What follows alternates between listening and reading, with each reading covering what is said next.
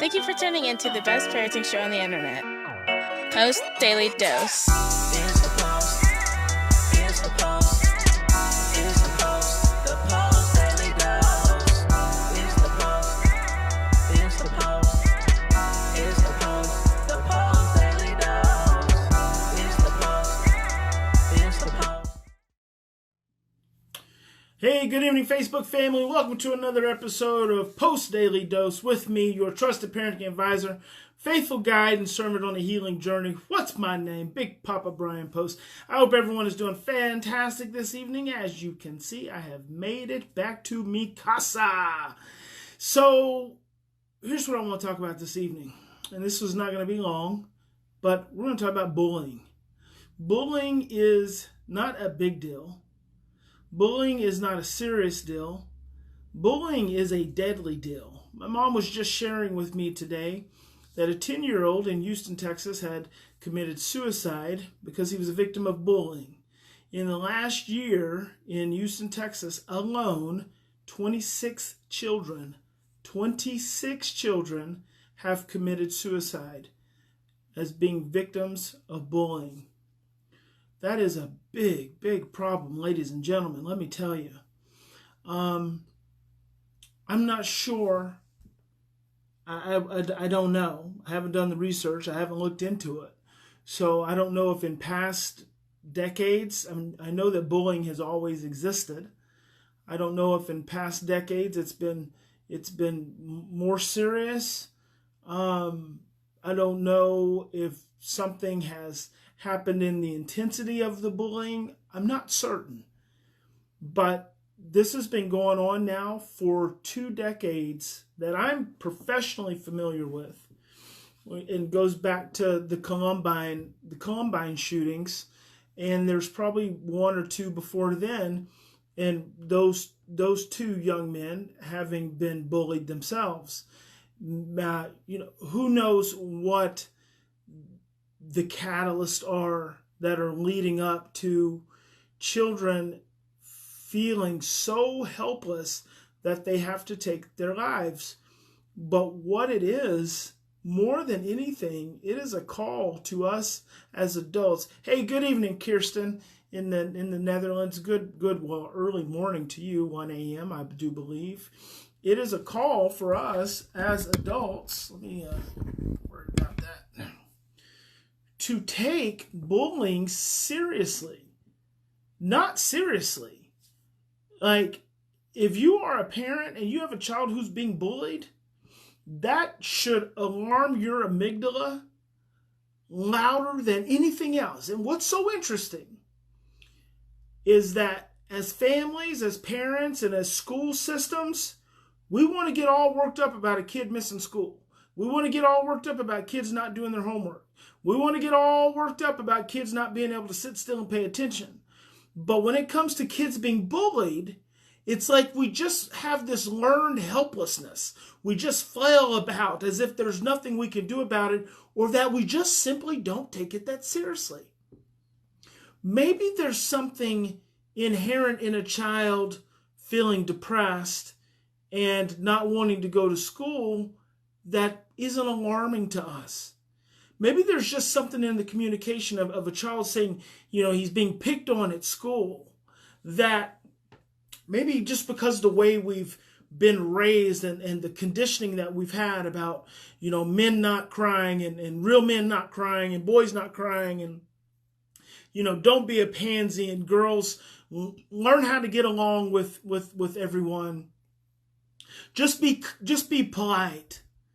Maybe there's something in that conditioning that just leaves us shut off from the depths and the intensity of a child being bullied and the sheer helplessness and overwhelm the child must feel. Let me tell you something. I don't believe that a child being bullied feels anything less in that moment than sheer terror. Sheer terror and overwhelm and fear. And probably as if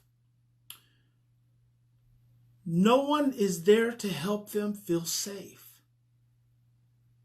Because the only reason that ultimately a child is going to take their life in reaction to bullying is because they just do not believe there are any other outlets, there are any other possibilities, there's any other hope for support. And if you will, take this as a call to arms, a call to action, that the next time you encounter a child who is being bullied, that you see that threat. John Bowlby once said, the threat of loss is equal to loss itself. The threat of loss is equal to loss itself. John Bowlby is the father of attachment. Next time you hear of a child being bullied, look up on that communication as though that child has just attempted suicide. That child has just made an attempt to suicide, or that child has just threatened suicide and they have a plan. Because it's that serious.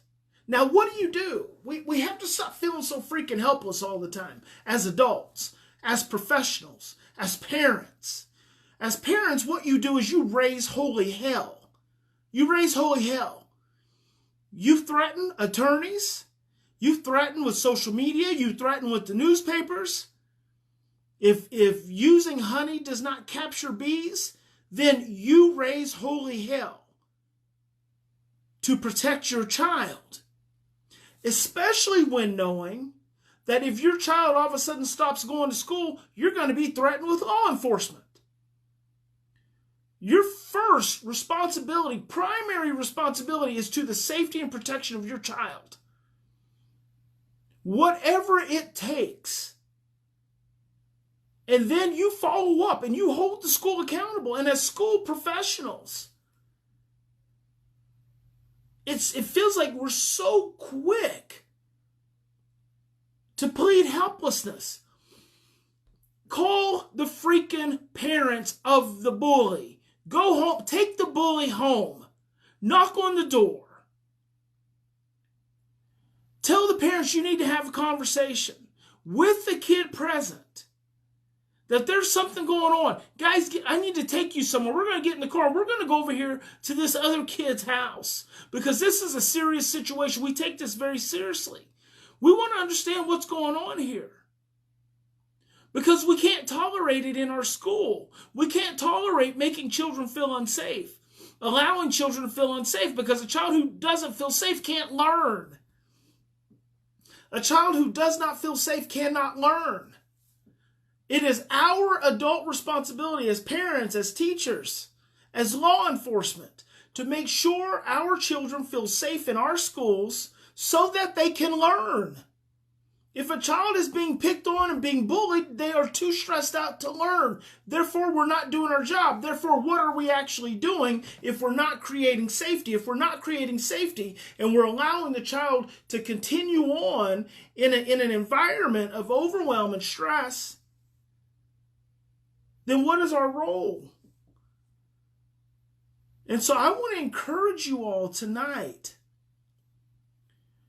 to consider the magnitude and the intensity of bullying. 1 year in Houston, Texas, 26 children committing suicide because they're victims to bullying.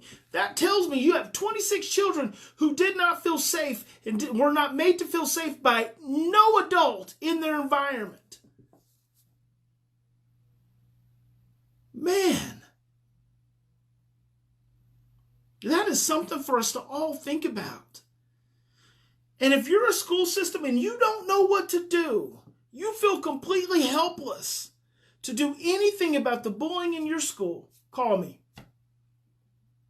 I will volunteer my services. Free of charge, I will volunteer my services to educate the administrative body and all the teachers and the school counselors and give you guys a working plan. In fact, I'll give you 5 different working plans on how to reduce bullying in your school and how to support the children who are being bullied. It's a two-way street.